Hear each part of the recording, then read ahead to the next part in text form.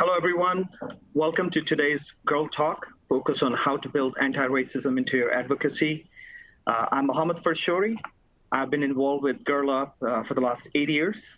In my day job, I'm Director of Global Community Engagement for AT&T, and I'm involved with multiple diversity, equity, inclusion organizations, boards, focus on gender equality, and looking forward to an awesome conversation. We have some great speakers lined up. And before we get started, a little housekeeping. Click the chat icon on the menu bar at the bottom of your screens to chat with fellow attendees. Please chat responsibly. You can submit questions in the Q&A box throughout the event. And each speaker pairing will have a few minutes to answer your questions, maybe one or two based on the time availability. So thank you all for joining. Today's Girl Talk focuses on a very important subject, on anti-racist advocacy to achieve racial equity and racial justice. And I'm a big fan of the work that Girl Up is doing in this area. Girl Up works to address gender equity and gender equality globally. But any work to advance both gender equity and gender equality must include anti-racism as a pillar. And that's the purpose of this conversation today.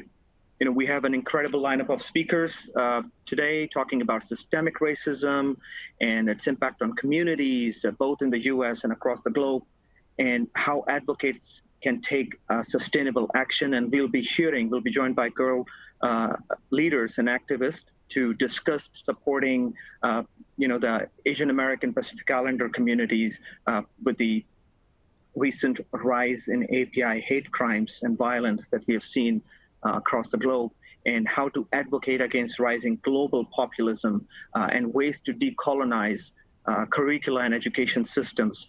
So let's go ahead and start the conversation, and we'll jump into the three fireside chats that we have planned for the event today. And if you are a Girl Up Club member watching, be sure to check out the June Club Challenge, focusing on intersectionality and global economic inequality. And also don't forget to submit questions for our speakers in the Q&A box. So for our first panel, I'd like to introduce Olivia Andrews. She's an activist, a fundraiser, and she's a Stonewall Young campaigner alum. And we also have with us today Leslie. She's a Girl Up Coalition leader from Peru. We're so glad that they're here for this fireside chat. So global populism and ethnocentrism are nothing new, but recently we've seen this rise in many countries across the globe, and social media has its pros and cons, and we have seen that social media has proven to be a crucial tool for both populist and at the same time anti-racist movements. Olivia and Leslie are joining us to talk about the impacts of populism and how to continue to organize against it in these challenging times in this COVID era. Olivia and Leslie, the floor is all yours.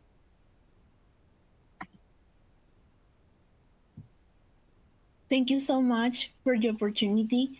Hi, everyone. This is a pleasure to be here with all of you.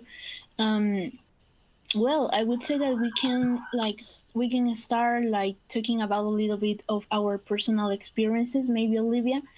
For example, in my case, I think that the key in my development of my own activism was always how I grow with my family, because my mom is a police officer, so she's focusing on community service.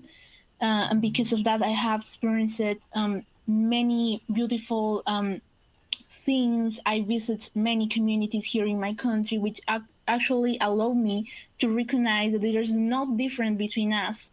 So this is important to take into consideration, because populism is actually something that means that division between us and them.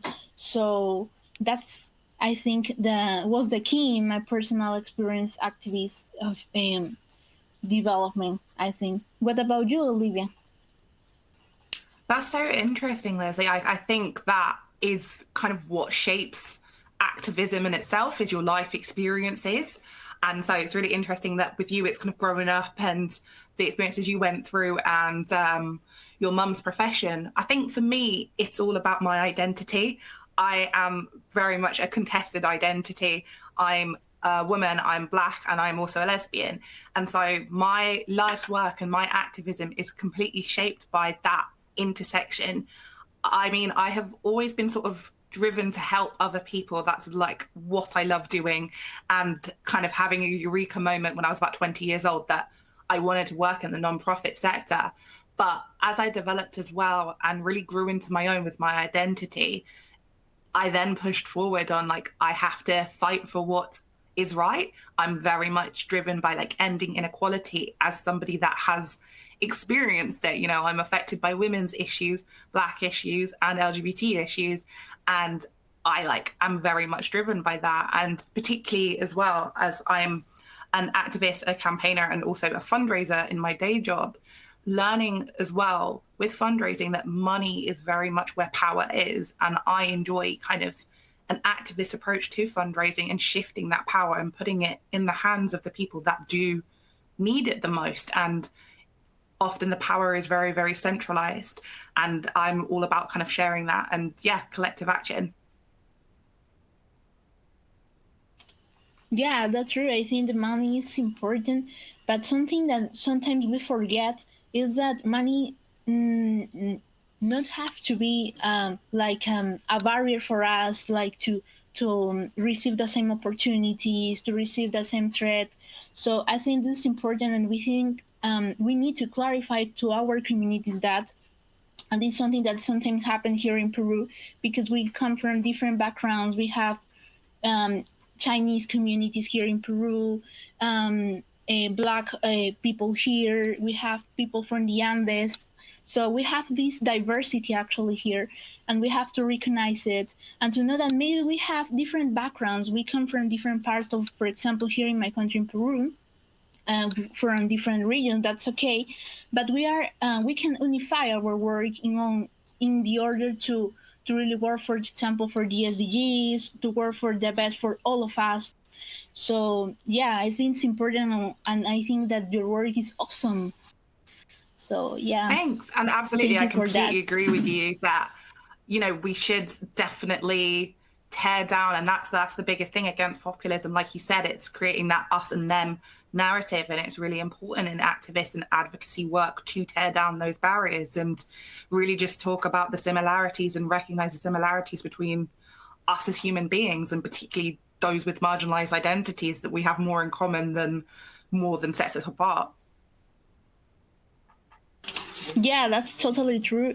And also I think that we can talk about our governments, I think, because our government sometimes have this kind of speech that actually divides the population. So, for example, in your personal experience, how you can allow this connection between your governments and your activist work or something like this? How is your developing that? I mean, I think linking with government is such a key part of activism, and often we are very skeptical of the government. And as people with marginalized identities, it's completely understandable why we are. But pushing the government to take action has worked in the past.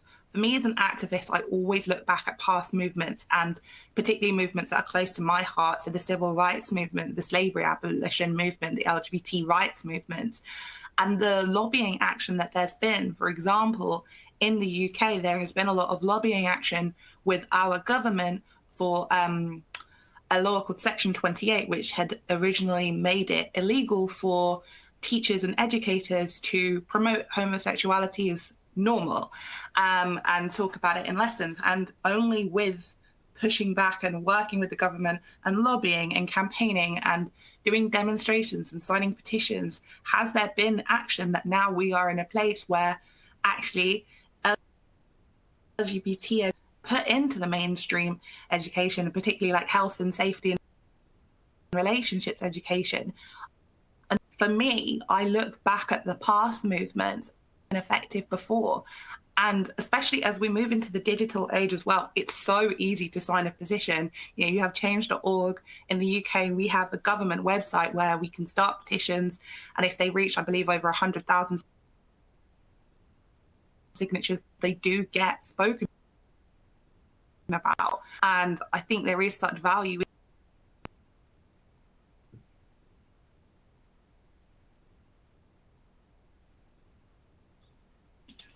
Yeah, it's interesting because, for example, here in Peru, we also have like something interesting, which is like the National Youth Secretary.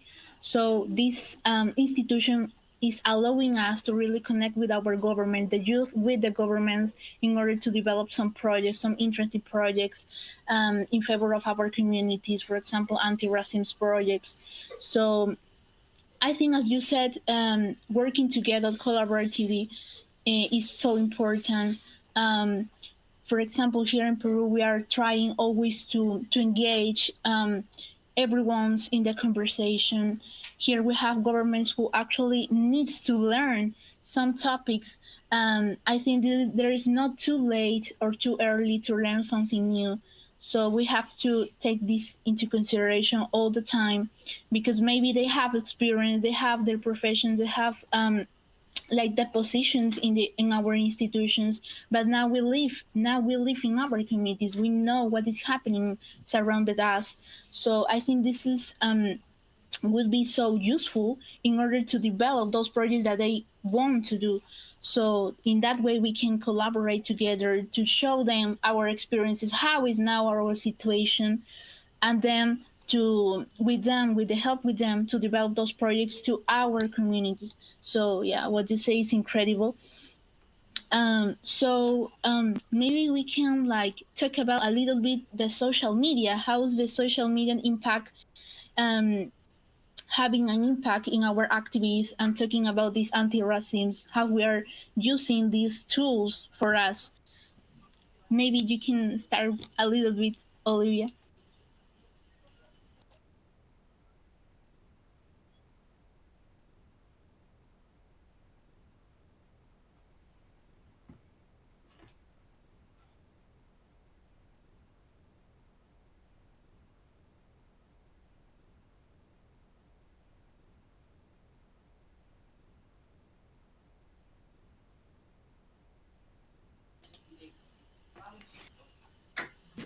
Sod's Law, I always get I'm due to speak at an event. So could you please repeat the question, Leslie? Yes, of course. Maybe how is your using the social media websites to help your activists to really promote it by networking sites? How you are using now this? Oh yeah, I mean, so I think we saw last summer the Black Lives Matter movement and how powerful social media was. And I think social media has just grown. And for me, I wrote a blog post last summer that I didn't expect to go very far, and it kind of went semi-viral, and I got attention from that and ended up kind of almost snowballing and getting sort of invitations to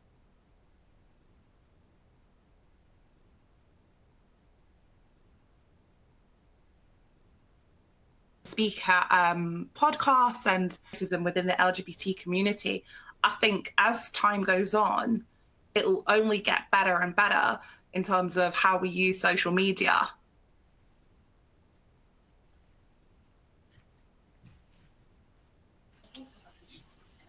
Yeah, I mean, for example, here in Peru with our coalition, it was important. It was, I think, it was a key to use like our social media websites to really develop our activities to help us in order to expand our work to our entire country, because sometimes it's difficult to really connect with every community in your countries, and here in Peru is also that. So this connectivity actually help us to really know how is the reality, not just, for example, I'm from Lima, but to know also the realities from Cusco, from Tacna, from Junin, for everyone's here. So um, that's what actually I think the main help that we'll receive from these websites, and also because we would be able to travel around the world also to share our story. For example, like this, we're like we come from many parts around the world, many countries around the world, and we are all together here in this platform. So this is also important. But I think that we have to highlight also that not everyone have like these connectivity tools or internet or electricity.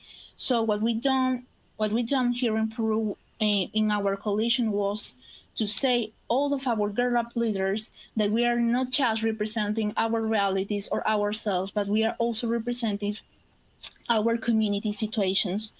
So this is important to clarify all the time with our teams, with our projects, with our coalitions or girl up clubs, because as I said, not everyone have like internet, electricity.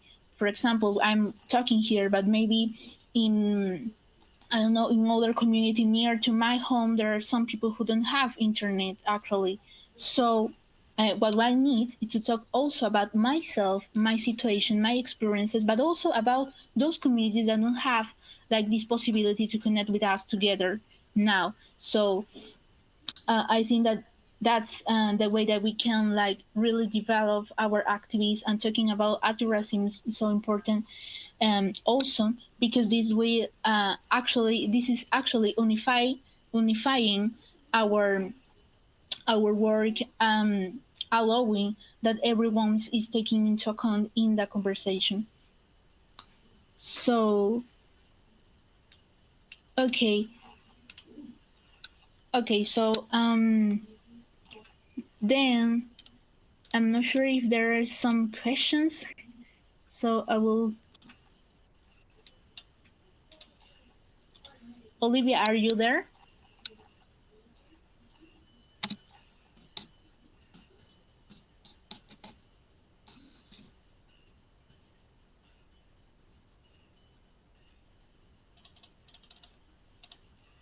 Okay, so I will go past to Mohammed. So thank you so much for the time. Thank you so much.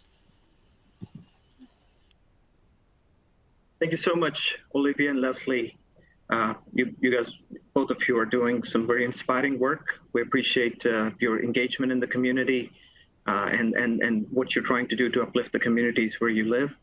And thank you for bringing up the digital divide, which is definitely a gap that was exposed because of COVID. So many communities without internet access, and thank you for utilizing social media to bring up your cause, because I'm a big believer that if you're not at the table, you're on the menu. So appreciate you guys going above and beyond, both of you, and making sure that you're representing your communities and yourself and the girls in your community. So thank you.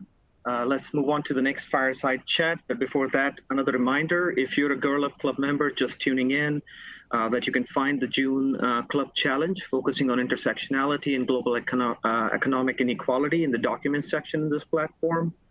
And so let me introduce our next fireside chat speakers. We have a Girl Up Teen Advisor, Winter, from the US, and joined by Girl Up Regional Leader Harsheen from India. And one way that systemic racial injustice shows up around the world is through whitewashed or colonially influenced education system and curricula. And Winter and Harsheen are joining us to talk about ways we can take. Winter, Harsheen, thank you for your time. Thank you.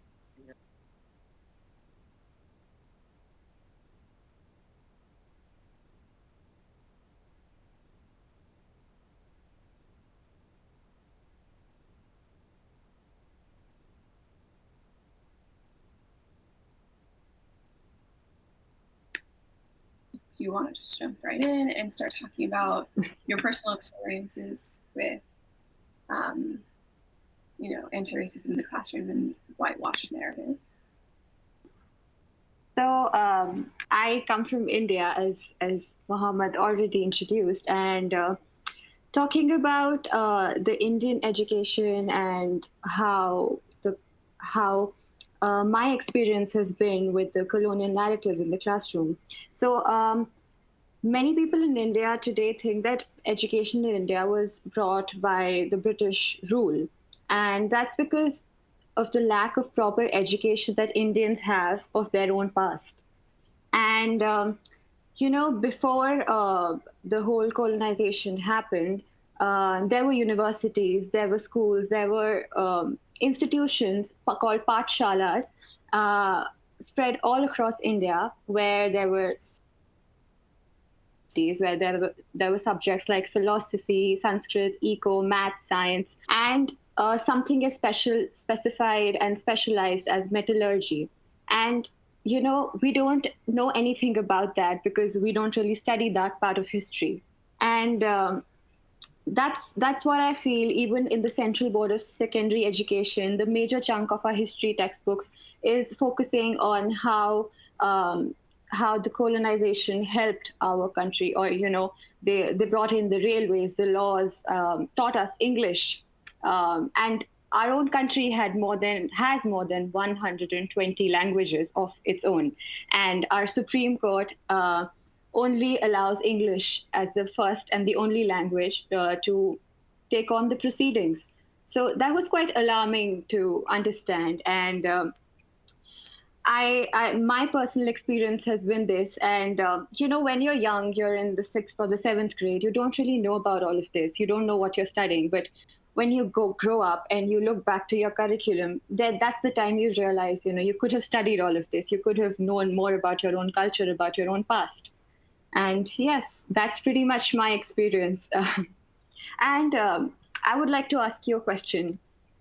When BIPOC history is included in the US curricula, it is most often whitewashed and rooted in oppression and doesn't recognize the full spectrum of BIPOC experiences, traditions, and culture. Juneteenth and the success of Black Wall Street in Tulsa are just two examples of important moments in history that are often mere footnotes, if included at all, and only recently gotten a broader public spotlight. So how can we better celebrate the full history of BIPOC communities in the US? Yeah, definitely. I think that there are several ways to do that. One of those is just admitting faults. I think the reason that BIPOC history is so vaguely included in classroom historical analysis is just because it's frowned upon to look at moments in which we're so unjust for some people. And I know, for me, for example, in my classes, we only learn about 5 Black people in history, and they're all the same, and you learn about them every year. And it was so interesting when a few years ago, I started looking up timestamps, and all of these events happened much more recent than we thought they did. And I think part of that is in history, you're taught that these things were so far in the past, but some of them aren't. And I think that, for one, needs to be recognized. And we also need to recognize other events. For example, they don't really teach us about Juneteenth or, the history of the race riots, and we don't learn about Black Wall Street. I learned all of that from my own research and from social media. I didn't learn any of it in my classes. I think in history, you only really learn about the Black community when it pertains to one of 3 events, which would be slavery, segregation, and the ending of slavery and segregation. But other than that, you don't really learn about how rich the culture is and how extensive the history is. So really just number one, inputting more education on different events and also teaching about different leaders, because there are so many more people who have influenced history and so many people that I never learned about in school, that when I learned about on my own, I was like, wow, this is so interesting. I wish I could share this with my classmates. But it's just not something that we're being taught to learn. But that is changing a bit. I know in my district, my school district, they just passed a thing allowing our AP Lit teachers to teach the African diaspora. And this year we learned about like the Harlem Renaissance and all of like a bunch of literary, a bunch of African American literary masterminds, like who are so wonderful at what they did, and that's a big step for us. So it's changing. It needs to change more, for sure. So for you, how have the colonial influences on education or just in general shaped your curriculum in India? As I spoke before, definitely the whole colonization or the influence has really changed the way we look at history. So my personal opinion what I could formulate is that our nation never got to decolonize itself from the Western influence and culture. So, a lot of the times when we say that 1984 was the year of independence for India, but if you look back at the institutions that were formed before that, and you look at them now, there isn't really much of difference. There isn't really much of difference in terms of how they were built or the curriculum. So I ask myself at times that, are we still independent or are we still a colonial state? I feel that, the primary field of research is tapping into one's own experience. In fact, there's this book, Heather in His Blindness, written by Bala Gangadhar, in which he says that colonialism is immortal because it robs us from accessing our own experiences. So our experience itself gets mediated by what the colonial gaze is. So that's exactly how it is. We view our own culture from a different gaze. And things like Harappan civilization, the oldest and the biggest civilization, that is the Indus River Valley civilization,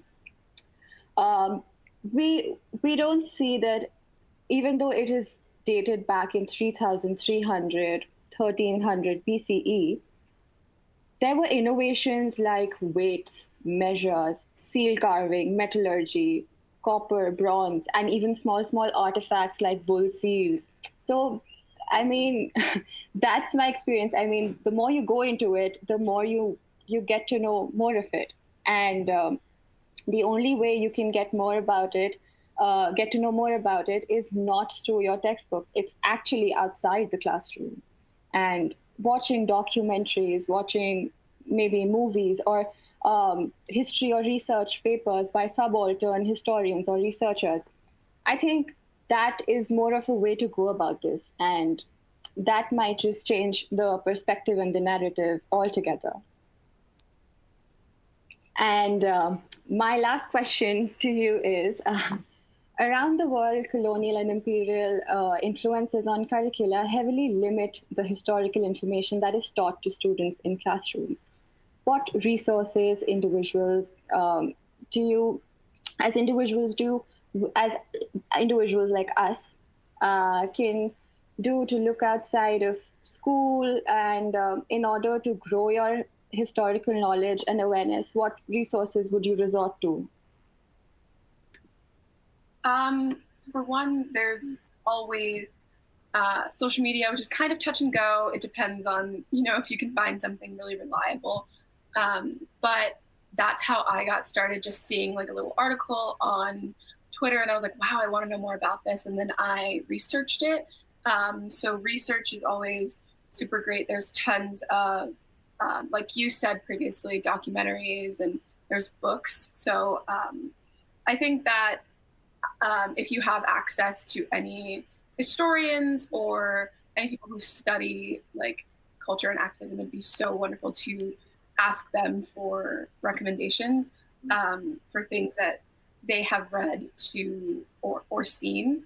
I got a few recommendations from one of my teachers about a book on anti-racism, which she was reading, and then she had a few more on adapting more or less colonial narratives in her teaching. So talking to teachers who are trying to progress their education is a great idea, as well as just, like I said, doing some individual research on documentaries.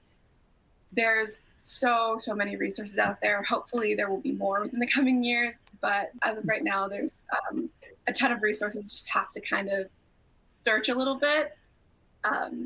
Yeah, I mean, are there any other ways that you find that you could get resources for these things?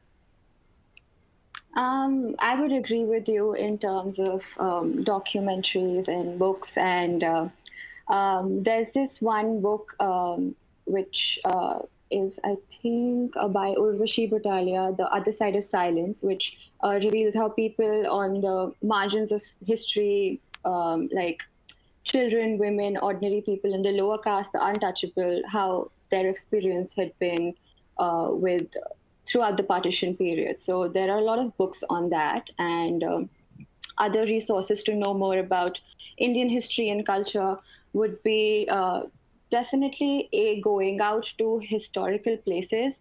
So, for example, Taj Mahal or Jallianwala Bagh, and knowing more about the place, feeling connected to the place. And some of, I see there's a question as well in the chat that any films or that portray Indian history and culture accurately. So there are a few documentaries. The Story of India, there's Powerless, there is Ram Ke Naam, and there are a couple of more, and the book I mentioned by Urvashi Butalia. So those are a few references. And I think we're running.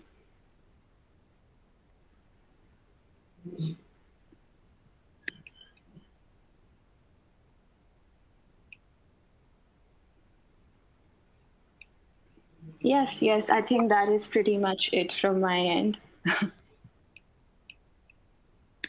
Awesome. Well, thank you so much for all of your insights. They're so wonderful. I will definitely be reaching out to you later to get some book or documentary recs for sure. Well, with that, thank you so much for talking with me today. I'm going to go ahead and pass it back to Mohammed so we can get to our next chat. Thank you. It was great speaking to you.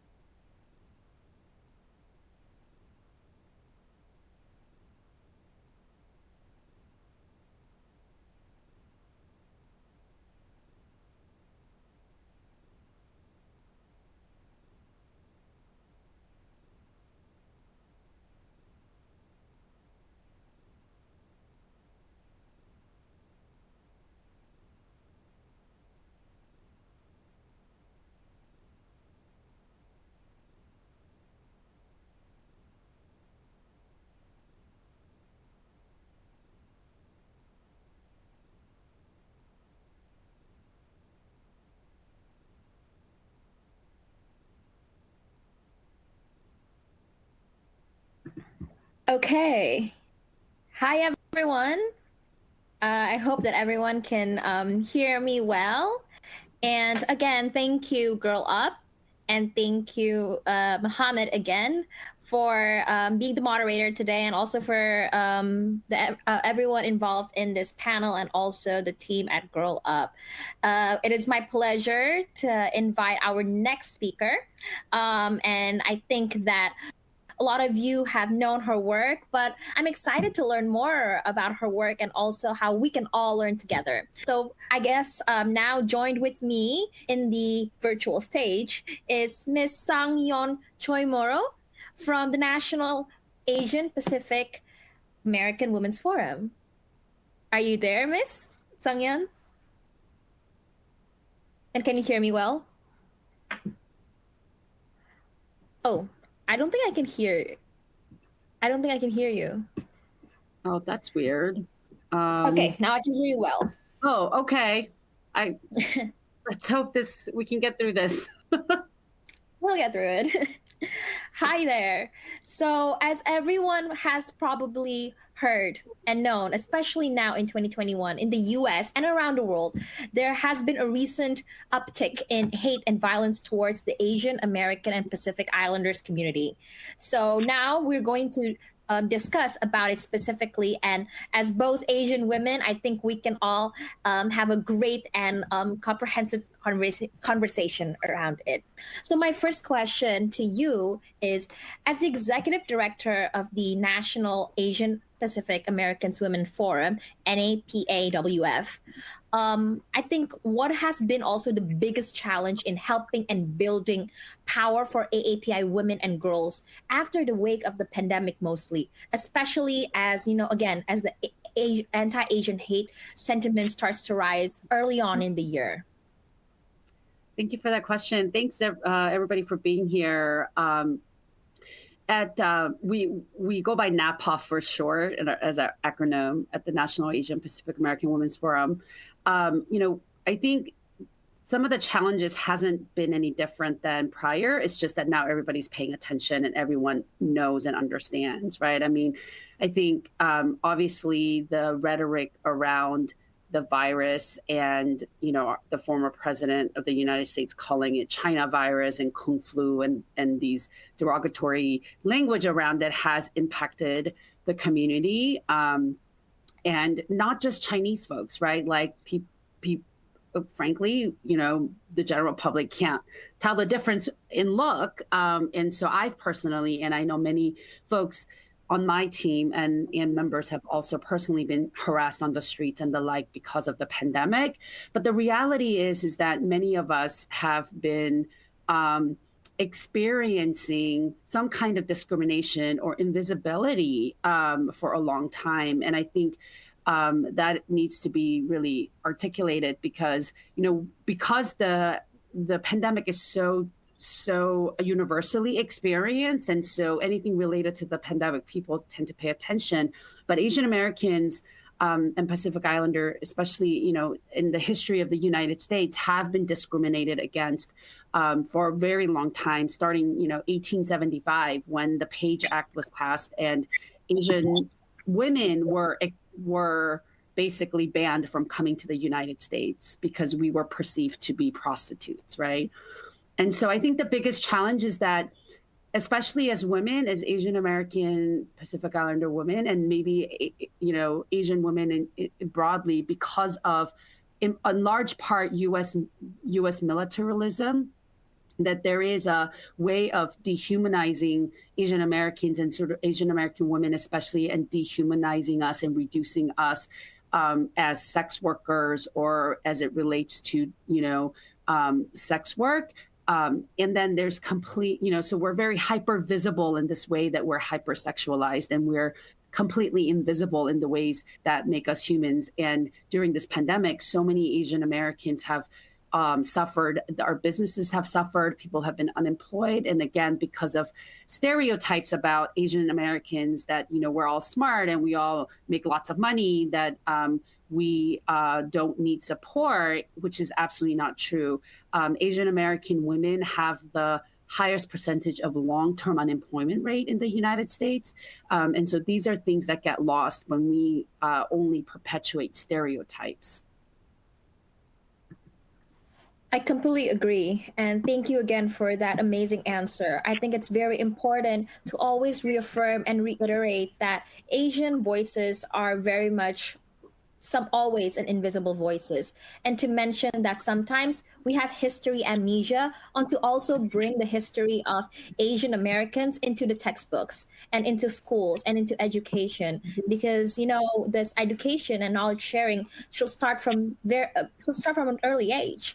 And again, we don't really see a lot of mention about Asian history from maybe starting the Korean War and everything like that in high schools and in education. And you also mentioned a very, very important point, especially relating to Asian women, that we are often exotified because of popular culture, because of the presumption and the stereotypes that popular culture and Western media has towards Asian women. And again, that is something that should be broken down. And I myself, I think, can relate to that point, how we are exotified and called smart and always higher earnings, and always successful in schools, and so we're only boxed into a category. And I think that is exactly where the root cause of Asian hate is stemming from. And speaking of which, you also mentioned just now about invisible voices. So how do you make sure then that the full experience of AAPI women and girls, and again, not just AAPI women and girls, but just Asians in general, coming from different backgrounds and race, can be portrayed and seen in public narrative and policy making in the correct and right manner? Mm-hmm. Well, I think you alluded to that a little bit about really understanding our history and where we come from, right? And I think that's key. But I think fundamentally it's about respecting everybody as fellow human beings with dignity, right? There's this way of objectifying people that look different than us, and in the United States, because of a country being built on white supremacy, basically anybody that's other than white is objectified, right? We're subject to some kind of judgment based on what white people think of us, or what their understanding of us, and often that is not accurate, right? So I think that's really what needs to happen. And in fact, last week I was speaking on a panel, and I was saying that, like, so much of what we experience as Asian Americans, it needs to be nuanced. The people need to understand that we're not a monolith, that we come from lots of different backgrounds. I mean, we come from the largest continent in the world, right? And even just in the United States, we come from 50 different countries of origin and speak over 100 languages and dialects. And so don't reduce us to quote unquote Asian, right? And so as I was saying this, somebody, a very well-meaning white person asked, like, yes, I get nuance, but sometimes we can get lost in the weeds. So, like, what is one big takeaway that you can tell us? And I said, well, that's the problem. The only way you're going to dismantle white supremacy is for you to not take the simple way and simplify and say, what is the one thing I need to know about Asians? Well, there's not just one thing you need to know about Asians. You need to know about all of who we are, the way you walk this life and in this world and country, and expect to be understood. That's what we want, right? And so I push back on that question, because it's not about, like, oh, do we get Asian history do we want to include in the textbook? It's very much reduced to, like, okay, what minimum can we do to check off the box? And I think what people need to really start thinking about is, how are we humanizing Asian Americans and our experiences in all aspects? And it's, and that's going to be, it's challenging. It's not easy. Sorry, I don't know why I keep getting a call. So I think that's really the main thing that I would say. Very much true. I think that you touched on very, very important points there, especially about white supremacy and how we should move the conversation beyond that and to dismantle it just in general, because we're tired and we're very much, tired of having the same kind of narratives over and over again. But mostly speaking of that, Asia is the largest continent in the world. We are bigger than, North America and everything. So we shouldn't go unnoticed. And it's so diverse that, we're not only we shouldn't be just, succumb to just a monolith. And we're more than that, And I think that that's why there's not a lot of conversations more about it. And I can also add on to how we are usually seen, especially in popular culture in my generation. As a millennial, it's super important that we build this culture around Asians, not just, as, for example, as women, just exotifying them in Hollywood. No, we can be the main characters. We can, like, everything here in that we see that's like gaining sort of like leaderships and everything are the young people and our Asians also. Like, for example, I'm just like saying, like, I'm a huge fan of BTS. I know it's nothing compared to that, but they're Asian and they're young people and they're amazing. So like, we're not just the side characters. It's about time that we also take the center stage and we become main characters as well. So, and speaking of how we can do it, maybe we can also talk about how individuals can support more of the AAPI communities in the US and around the world that just goes beyond social media posts and performative activism, because we're tired of it. We don't want it to be just performative activism. We want it to be more than just, retweeting and just reposting on your Instagram stories. How can we support this and AAPI individuals and the movement better? I love your image of being main characters and not side characters. I think that's absolutely right. That's just a really great picture. I think it is interesting that many people are talking about what's happening to the API community and all of this, but ultimately I think what's really needed is fundamentally understanding how what's happening to Asian Americans is part of the larger narrative around what white supremacy does to people of color, right? And so, I think one of the things that I've been encouraged by, which, it's a long time coming, but, hearing people, especially white folks, finally coming around to understanding that Asian Americans are also people of color. I know that's like so shocking, but I've literally had people tell me like that, they don't see Asian Americans as people of color. And it has to do with the fact that a white sociologist invented this term called model minority and literally, created a way to make, especially Japanese Americans back in the 60s, a wedge race between white folks and Black folks, right? And literally wrote an article in the Times Magazine about why Japanese Americans are the better race compared to Black folks.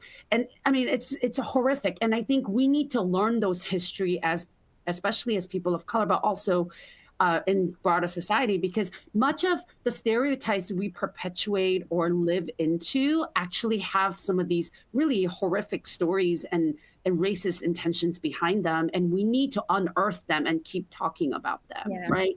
And of course, in the sense of the global community, we are very much, Asia as a continent, and many of our home countries are very much impacted by colonialism, imperialism, and militarism, right? And so how do we start talking about and connecting the dots so that the activism and the work that we do here in the United States as part of the BIPOC community isn't in isolation, but that we are in support of and in collaboration with, and most importantly, in solidarity, so that we are looking to build a future where we can have shared liberation. Completely agree, and so true. So the last question before we move on to Q&A is, what do you wish the public understood better about you? And it could be something very brief. I think the main thing is that I wish that people would stop projecting their realizations around stereotypes, right? So often I hear things like, oh, wow, like you're very opinionated for an Asian woman, or like you have great leadership skills for Asian woman, things that like really surface their their bias and bigotry, right? That like, what, Asian women can't come in different shapes and sizes and volume of voice and opinions, right? And so I think that's the most important thing, that I don't want people to be surprised by who I am and how I talk and what I say, because we, as Asian American women, don't fit a stereotype and don't come in, you know, these little packages that people envision in their heads. Exactly. And just to box and not box everyone in. And I think, like, from my end, I completely echo your voice. And what people understood better about myself is that do not judge me based on my gender, based on my age, and based on my race as an Asian woman. And again, I think for everyone watching here, I'm just going to echo my favorite boy band, BTS, which is from South Korea, that whatever your race, your gender, and your sexuality is, speak yourself. Speak your voice, because all your voice is valid. So I think we're going to close this fireside panel. And thank you again, Yeon. This is such an amazing talk, and hope that we can have more of this kind of conversations. I am going to bring it back in and roll it back into Mohammed for our closing session. Mohammed, are you there? Hey, Isabella, can you guys hear me? I can hear you well. Awesome. Thank you. Thank you. And I totally agree. We need to have more of these conversations. I just, you know, all the points that you and Yeon hit were just the much needed conversation. You know, I love the main character point as well. Like, you know, we're no longer the side characters, we're the main characters. And, you know, I love the representation of Asian Americans and Pacific Islanders now in media, especially with some of the movies and shows that have come out. And Yeon, thank you for bringing up the model minority myth. And also, I love when you said, we're not a monolith. I can't tell you how many times I've been told that you don't look Asian. And I'm like, I am from Asia. I'm South Asian. I'm Asian Indian. You know, it's you know, we are all different, right? It's but to be an Asian, I've been, you know, it's the diversity within diversity. So thank you for that, the conversation. And so we'll, you know, so far so for the listeners, people who are joining in, so far our speakers have talked about how rising populism, violence, and hate towards marginalized communities and colonial influences in education are all systemic ways that racism is codified around the world, right? And now I would like to invite all Fireside Chat speakers back together for one final discussion about ways to take, you know, more sustainable action against racism in our daily lives. So if you can all join and turn on your cameras. I see everyone. Hello, thank you, welcome back. I'll start with a question. I have two questions very specific for Olivia and Yeon. So I'll start with Olivia. Olivia, social media can be a tool to spread hate and also a tool at the same time for anti-racist activism. How do you bring your whole self to your activism online while navigating those waters? I'm really hoping my internet stays this time. I have moved locations. So that is a really tough question. And honestly, the conundrum that I struggle to navigate every day, really. I am unapologetically and authentically myself. I consider myself, and often describe myself, an outspoken Black lesbian. I know that I'm not going to be everybody's cup of tea, and that's a very British saying, but that I'm not put on this earth to be completely palatable, but I fight for what I believe in, and anti-racism is something I believe in. I think it is about striking the balance of not letting somebody dim your energy, but also protecting your well-being. Like Twitter, the block function, use it liberally. Honestly, do strike that balance. It is always so important to take a step back for your well-being. I often take social media breaks. If you have a presence online as an activist, sometimes you're expected to speak up on every single thing, but you know, you can't, you are always human. So it's about, I'd say, being unapologetically yourself and standing up for what you believe in, and particularly with anti-racism, fighting for that, because we all know that it is the right direction to be moving in, but also prioritizing your own well-being and looking after the well-being of others. All activism is collective, and we should all be supporting and lifting up each other. Absolutely, absolutely. And I know it can be very exhausting to do the work that all of you are doing, especially on social media, with the kind of pushbacks and so. But thank you for that, and thanks again for all your activism. And so I'll jump on to the next question for Sunyeon.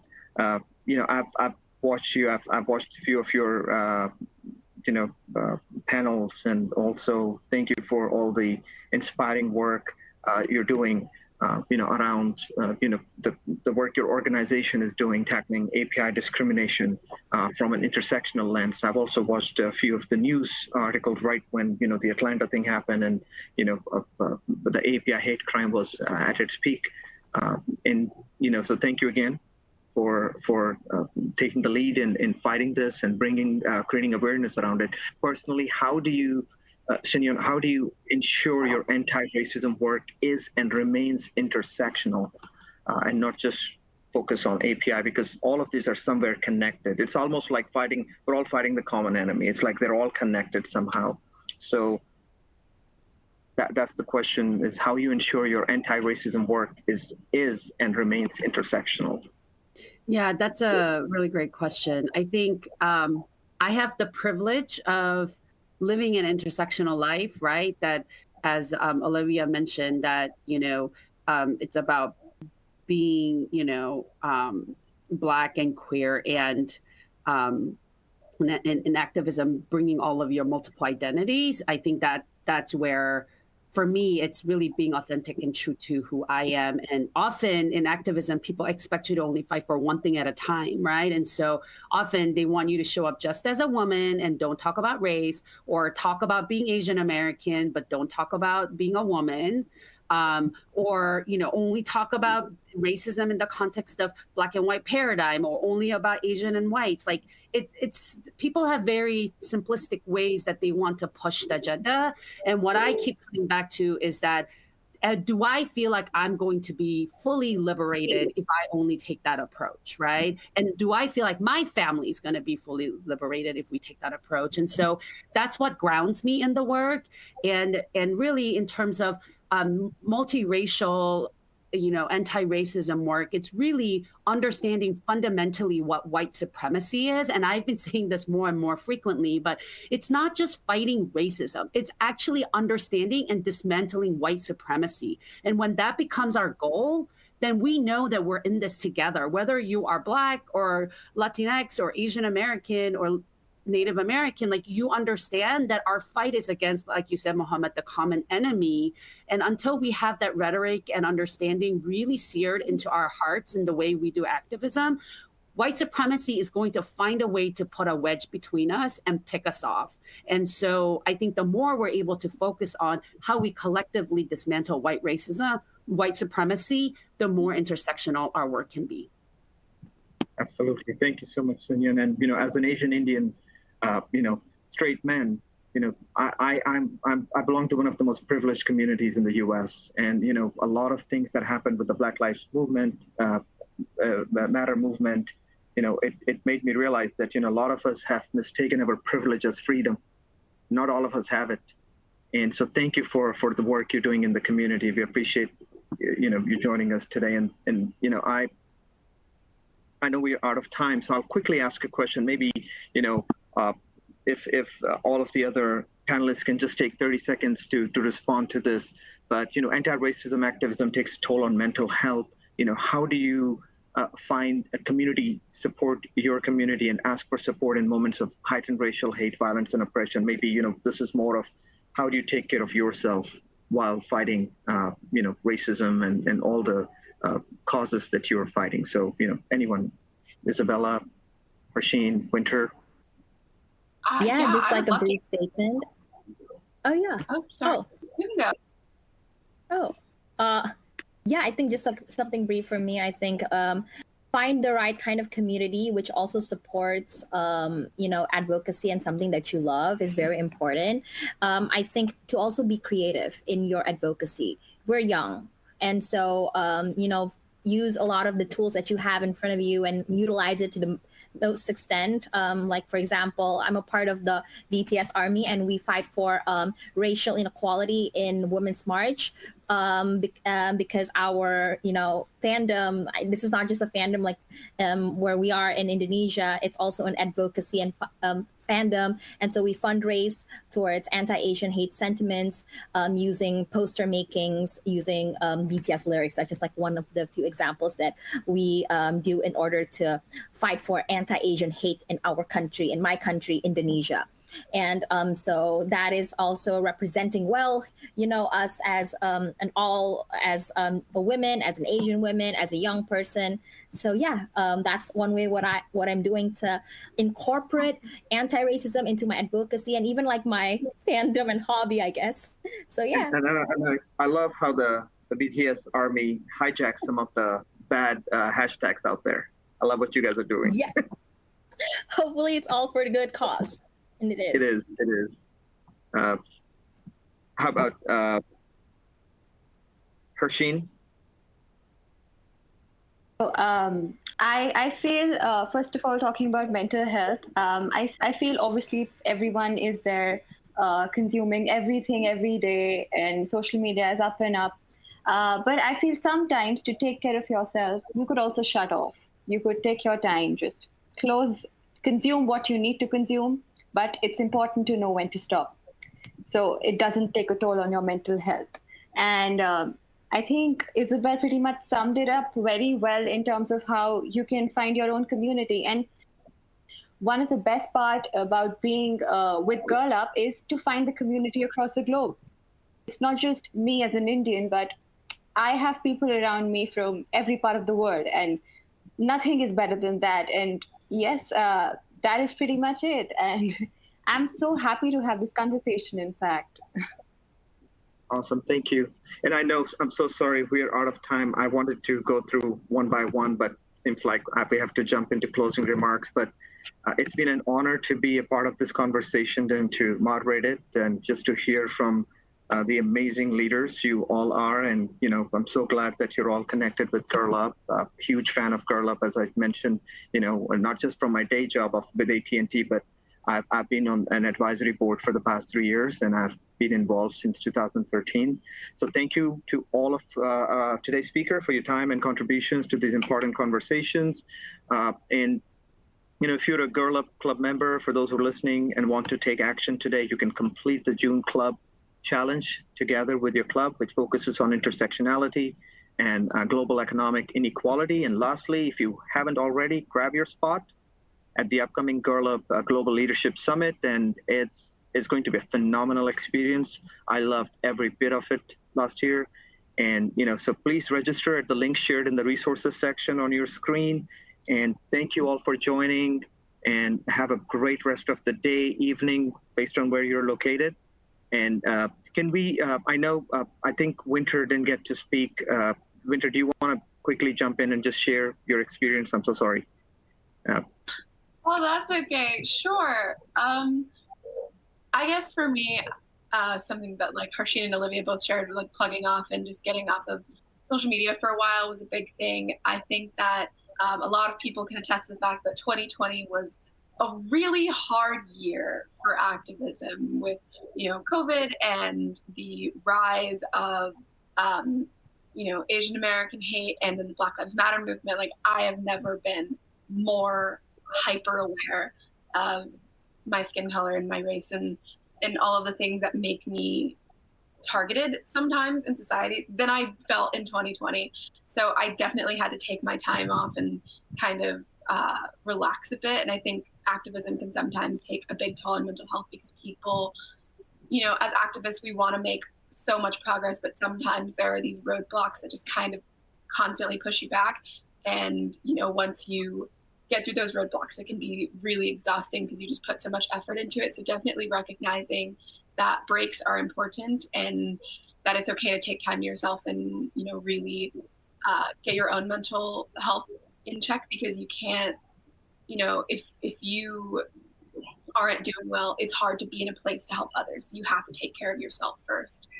So that Absolutely. was kind of just my Absolutely. It's the same rule that applies when flying, right? Like put your mask on before you try to put others' mask on. So thank you for sharing that. Appreciate it. Leslie, your thoughts about Yeah.